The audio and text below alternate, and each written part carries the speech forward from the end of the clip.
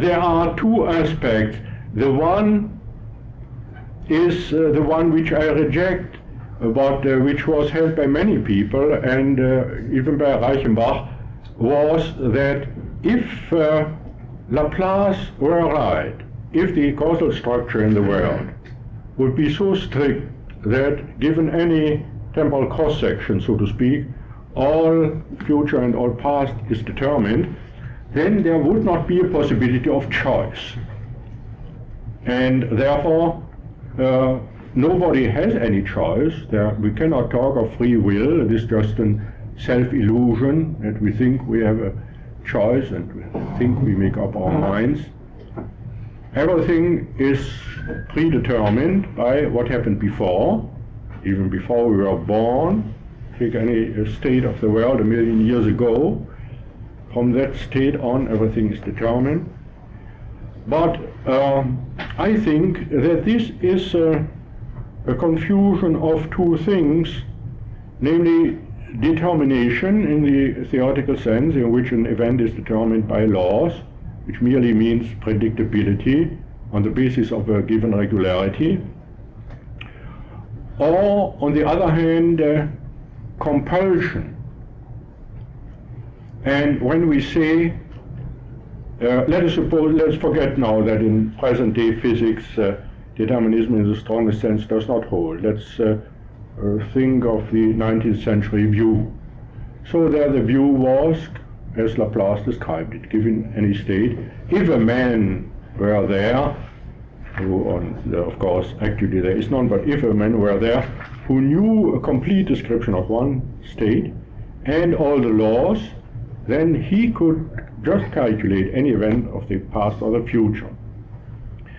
But this would not mean that the laws compel somebody to act as he does. Predictability and compulsion are two entirely different things. If we lock a prisoner in the cell, then thereby we compel him to be there. We restrict his freedom of action.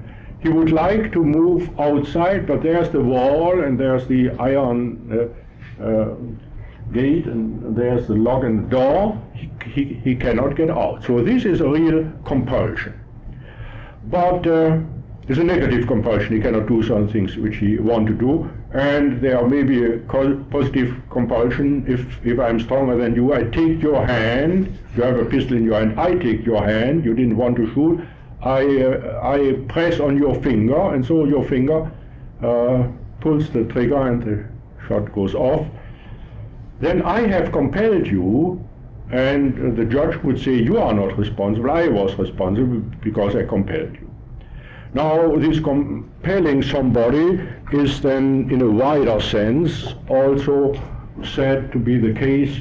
If I compel you by menacing you, I say, I will shoot you unless you give me the money or you do this and that, and so you give me your money in order to avoid what I threaten you with. And then likewise, you will not be held responsible for what you do there. It will be said that I compelled you. Now this is compulsion, either in the narrow sense, physical compulsion, or this other kind of compulsion. Now this must be clearly distinguished by the situation of a regularity being there. For instance, when there is a certain regularity, as in human beings, of tendencies, character traits, and so on. So I know my friend, and I know he has a very great liking for Beethoven symphonies, or something of that kind, or for certain Bach music, which is very seldom performed. And then I hear that somewhere, not publicly, they will perform such a thing, and we might go there.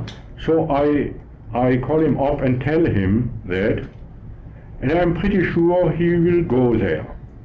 Now, how do I predict that? Well, I know his general character. I say that only conditionally if he happens to be free this night. I know that he has a very strong liking for this. So if there are other things which perhaps he had planned to do. If he can possibly avoid it, he will instead go there. This is a character trait, a liking for a certain style of music which is not often performed. Now when on the basis of this known character trait and the laws of physics, I predict that if he can, he will go there, that does not mean that either this law of psychology, or I said physics, I meant psychology, or his character compels him. He goes out of his free will. He's never freer than in such a following his preference. If somebody asked him, were you compelled, at least by some moral pressure, were you told that if you didn't come, the performing artist would be offended or so? Nothing of the kind, he said. Nobody made the slightest pressure on me. I just wanted so much to come. That was the reason I came. So how can we say then that if Laplace, or anybody who knows all these laws and knows the previous state, and in this previous state he knows the character traits of this man, predicts that the man will go there, that should be a compulsion. So obviously this is not a compulsion. So we should distinguish if an act is causally derived, that is causally affected by something in the character of the man himself, rather by a decision of another man and outside forces which move his body or which bring about motives so that he must do something that doesn't like to do, then it is not compulsion. If it is by these outside forces, then it is only compulsion. So there are differences of two different situations. In the one situation I say I was compelled, in the other situation I say I acted freely, not because causal relation was lacking. There was a causal relation, but the causal relation was of such a kind that one of the determining moments was my own decision, and before that decision, my general mood in that moment, and before that, the relatively permanent character traits which I had. And they again are caused by the education which I had as a child, by all the intervening experiences which I had. They have molded my character. So everything that comes out of the character is said to be a free act of that man, whereas that character acts in accordance with it. But if it is brought about in a different way, then said it was not a free act of that man. So we can distinguish between free acts and acts which a man did but not as a free agent, even in a world where there is complete deterministic structure of causality. Then this is the negative side, namely the rejection of the view that determinism would make it impossible to speak of free action or of choice. So this man had a choice, and he took the choice according to his traits which determine preferences. He likes quite well to make a walk in the evening, so otherwise he would have taken a walk. In this case, here in this particular music, he preferred still more than that. So there is a system of preferences in him, and if he acts according to these preferences, then we say he has made a free choice. Now there comes the positive, and that is very important. There must be causal relations. They need not necessarily be deterministic. They might be of a weaker kind, but there must be sufficient causal regularity in the world in order to make it possible at all for us to make deliberate action, to make deliberations, considering possible actions, then choosing one of the actions and carrying it out. Because how could we possibly make a choice if we could not foresee what would follow? If I said, if I went through this door, instead of, as I actually expect, to find there the hall, and if I turn to the left to find there an exit, if instead of that I could just as well rush out into the air and to the sun and burn up, and I could not foresee anything, then how could I decide to open this door and go through it? So even the simplest things which we do in our life all depend upon foreseeing probable consequences.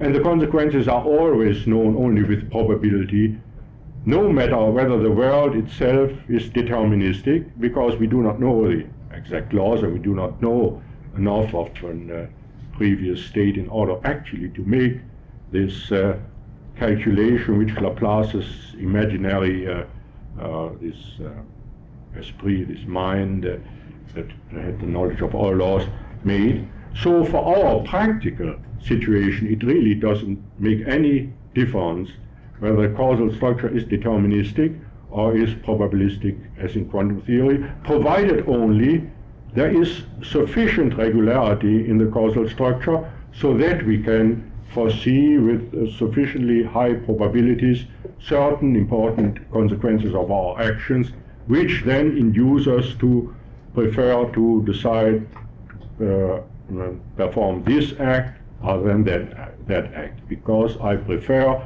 the consequences which I expect from this act to those which I expect from the other possible acts which I could do. So deliberate action presupposes that there is a sufficient causal regularity in the world. And if there were not this regularity, then there would not be possibility of making decisions, reasonable decisions, meaning based on reasonable deliberations, weighing the one, or first calculating what would follow probably, then weighing whether I like this consequence and that better, and so on. And therefore there would also not be any moral responsibility, and therefore also no sense of legal responsibility and so on, because if I cannot foresee the consequences of my acts, then I am not responsible. The judge or the educator, the parent who educates a child, makes the child responsible just in those situations where the child could foresee the consequences of the act and not those in the others. So if there were no causality in the world that would make it possible to foresee our actions, then there would be no sense in talking about responsibility. There would not be any possibility of educating, of influencing people, and of making appeal, moral or political, to vote for Mr. So and so and so on. All these activities, which are among the most important activities which we do in the world, would make no sense. They only make sense because they presuppose, they make only sense if there is a certain regularity in the world, a certain causal structure in the world. So not determinism in the strongest sense, but some degree of causal regularity in the world is presupposed, must be presupposed, in order to make sense of these things. You would say then that the operation of a choice doesn't actually differ from the cause and effect situation. I mean, between the choosing and what is chosen doesn't differ from any other cause-effect relationship that exists outside of an individual. No, this is just a special case of a cause-effect relation. I know that if I decide so, and then I do an act of willing, of moving my hand, and then I know that if I will this, then my hand moves and grabs this thing, and then I pull it back, the hand, and then I get this thing.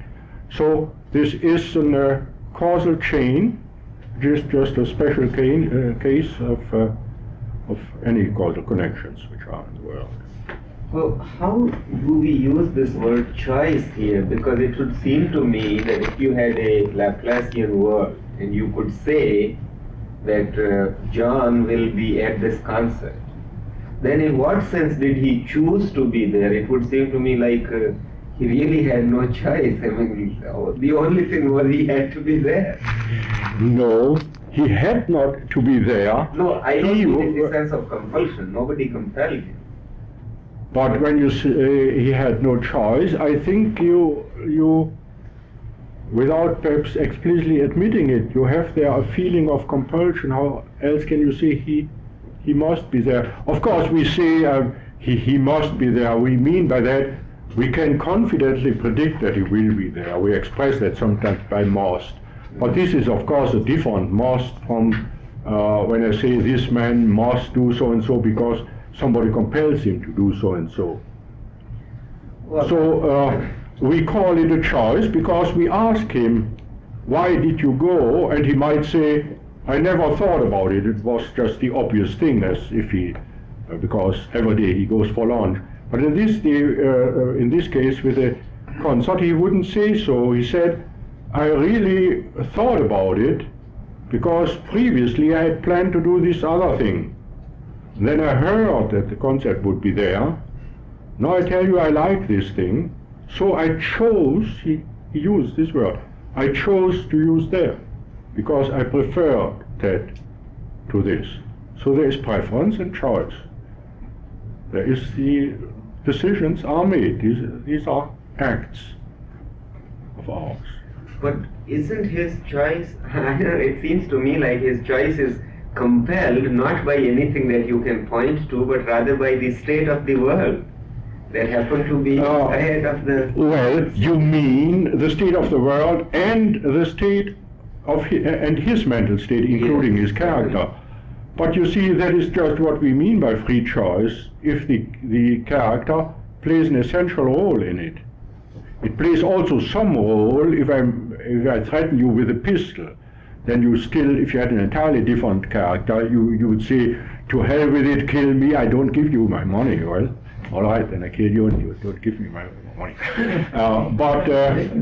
So, in a sense, you make still a choice, but it is so obvious that one side is preferable, and that is just the side which you, if I were not to threaten you, would not want to do. So we call it compulsion then. So what we mean by free choice is just that our character was one of the causally determining factors. Yes, that is true. But you see, the problem I think is that insofar as social sciences and psychology show us that really our character wasn't something that you made, but rather whatever happened to you in society and so on, the less responsible you become for what you do. Well, you think now back, you think of a man at the state of his birth, or the embryo of the state of reproduction at that moment, as if that had now to choose, now what kind of character would I like to have? Perhaps a domineering character like Napoleon. This is wonderful. No. Other contemplative character like a poet who looks at the world. Oh no, this is too emotional for me. Perhaps a scientist who also looks at the world but makes it all exact. So he chooses his temperament, whether it's quick temperament, slow temperament, whether it's very active or more contemplative. And that of course isn't there. There is no moment where you choose between characters. That is right. But I still would not say, therefore the character was forced upon this man. The character grew, and he even did certain things which we might call self-education or self-influencing, which had an effect on his character. He said, should I more associate with that group of people or with that group of people? Here it is quite nice with them, and there also they make great fun. But then he said, well, with those people there, they really drink too much, and I am easily swept away in a temptation. I would just get a drunkard if I associate more with them. So better let's not do that. So he makes a choice, and thereby... he didn't make a choice. If his father was a drunkard, then it was determined that he'll decide not to go with the drunk group. But he made in that moment some choice. I mean, if the matter happened as I just described it, he would say it. Now, what right do you have to contradict him when he says, I deliberated about it. These were two groups, and I felt quite congenial in one group and also quite congenial in the other group, but I felt some incompatibility between the two groups. The ones didn't like the other. So apparently I had to make up my mind. Did I rather want to associate more and they thought about the possible consequences. And the one group, they liked music and like go skiing and so, and they liked that, and the other liked go like drinking and all such things, horse betting and so. So he decided against that. And he said that was my choice. Mine, it might have come about without any conscious choice, of course. Most things do go without conscious choice. But sometimes there are moments where we make a conscious choice. Now he tells us he made a choice that moment. Now you tell him you're deceiving yourself. You did not really make a choice. You were compelled by the fact that your father so and so. Well, he was not compelled by it. His choice was partly causally influenced by the fact that his father so and so. But still it was his choice. Meaning by that, looking merely at the world around him, the total environment, but not his character. In this environment, there were several possibilities for him. There were some things not possible for him. He could not could not go to the moon or so. There were no spaceships, and he could not become a millionaire. That was not among the possibilities. So, but there were certain things which were possible for him. And you are right in saying that his character determined which was them, but I think it would be misleading to formulate it by saying that his character compelled him to do so, because what we mean by compulsion is just being caused by an outside factor, in contradistinction to being caused by our own character.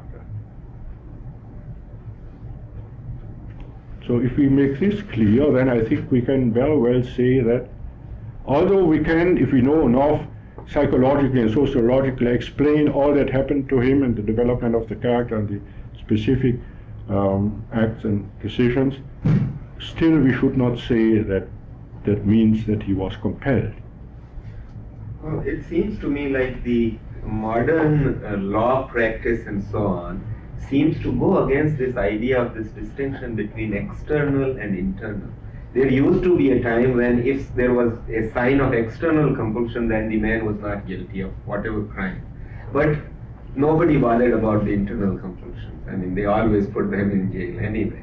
But lately, with more and more development in law, more and more cases come in where you say, yes, nobody compelled him, but you see he had a neurosis or he was a psychotic or something. So there was an internal compulsion.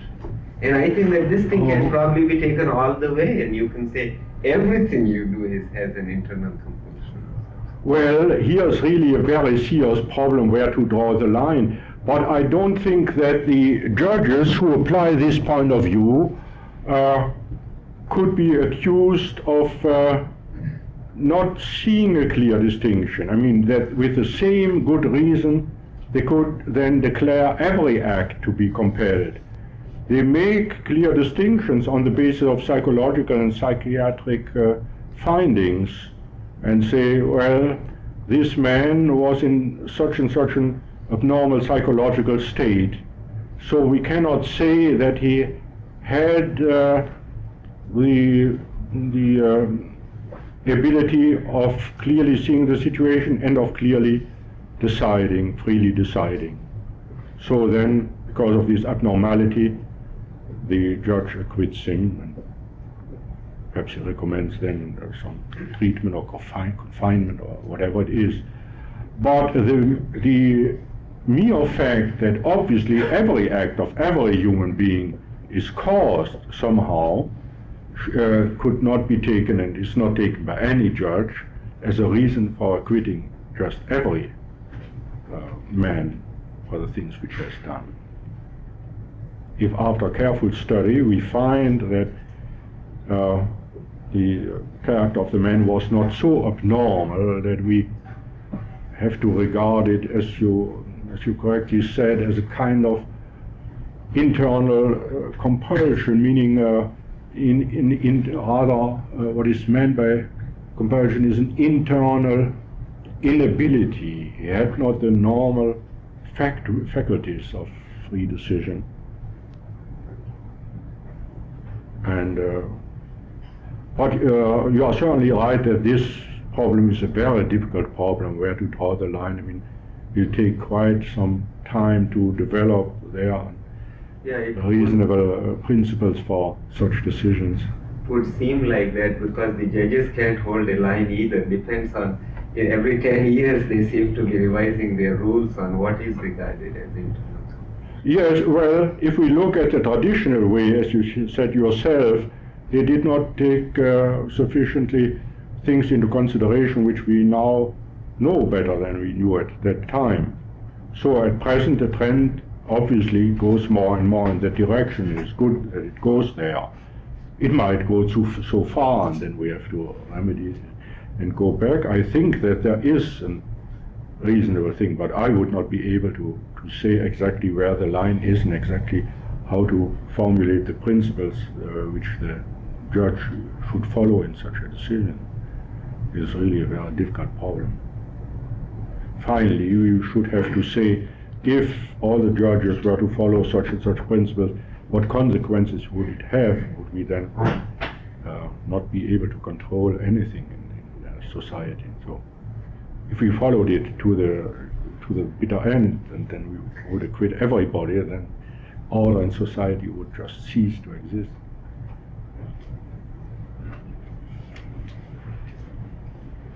David Bohm has an interesting chapter on this in his quantum mechanics.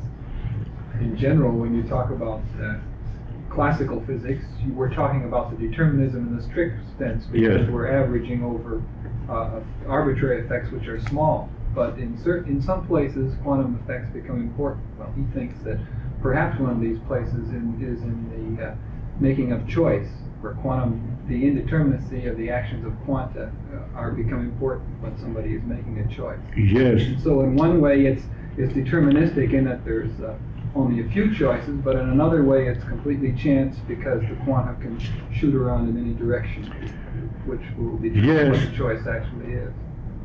Yes, similar views have been expressed before, a little bit also by Bohr, but more by Schrödinger and so, but I am very doubtful about that. I believe it may very well be that in the organism, more than in ordinary average physical inanimate situations, there are certain points where just one single quantum jump can lead to a macro effect, not micro, but macro, observable effect. But these, I don't think that these are the things where a decision is made. These are then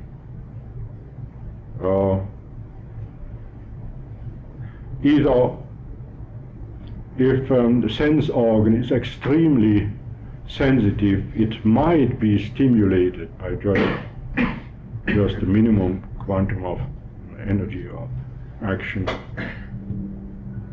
or there might be to some extent in the nervous system there might be random processes, but they would then be really random, so that there is not a choice but just a random distribution on the basis of probability distribution. I think for all practical effects there is no difference between quantum theory and classical physics, because the indeterminacy in quantum theory is so much smaller than the uncertainty because of the limitation of our knowledge anyway. So that if here man is in a world as described in quantum theory, and there human being is in a world as described in classical physics, the situation is not essentially different for them. In both cases they can predict only with probability, and with probability much cruder than they are very, very far from the limits in the Heisenberg, stated in the Heisenberg relation. Because they have to do with enormous complexes of particles. They throw a stone, and that consists of billions of particles. So all what we do in practical actions are so big things that really the indeterminacy relation has no practical effect there. Well, what about the observation of spectra, or atomic spectra or something? There is where the distinction is important, and it becomes magnified so that we see an observable effect which you wouldn't get from. Oh yes, of course. I mean, sometimes micro causes have a macro effect. In an atom bomb, for instance, that just the neutrons in a sufficient number are freed there, leads to a chain reaction. If it would be a little bit less, it would not lead to a chain reaction. This chain reaction destroys the whole city. So there is a micro cause and an enormous effect. But I don't believe that has anything to do with our decisions. I don't think that this indeterminacy, that the moment where we make a decision, there must be a point of indeterminacy. Because if that were so, the points where, according to quantum theory, there is indeterminacy, then probability takes over. Then our actions would become random. If this really were quantitatively much stronger, is very tiny, this indeterminacy of Heisenberg.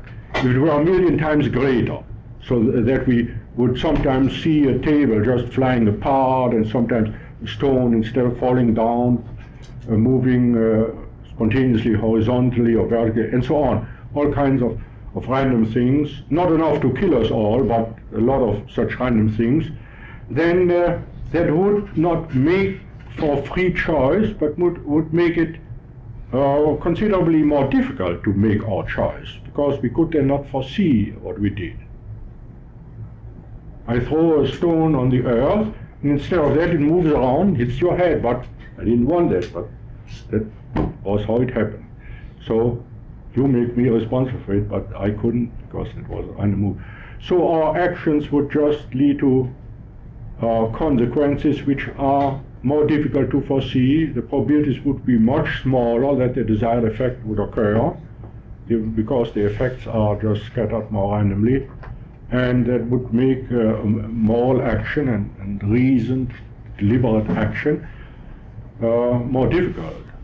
I think it is a misconception of the whole situation to think that through the Heisenberg indeterminacy the possibility of free decision comes in. But quite a number of people think so just don't take it as the word of the teacher that must be believed. This is just one opinion, and there are other opinions. Well, if that were the case, it would be possible to construct an even more destructive argument against moral responsibility. That is one which would make it even harder for the judges to